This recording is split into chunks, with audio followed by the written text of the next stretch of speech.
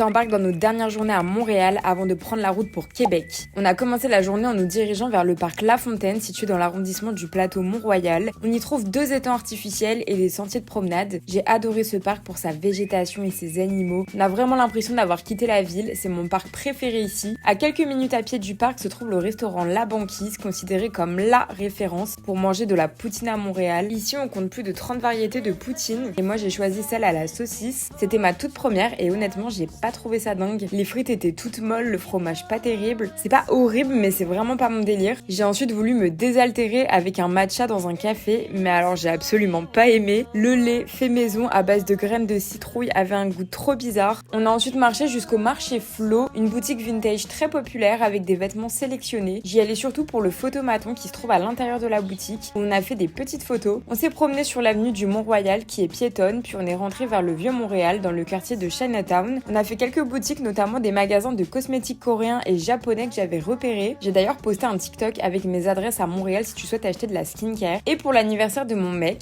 je l'ai invité dans une brasserie française. C'est vraiment tout ce qu'il aime et franchement, on a super bien mangé. J'ai pris du saumon à l'oseille et une purée juste incroyable. Regarde-moi cette texture. Mon mec a pris une bavette et des frites et en dessert, je me suis laissée tenter par un mini cuit au chocolat absolument divin. Une trop bonne adresse que je te recommande si la nourriture française te manque.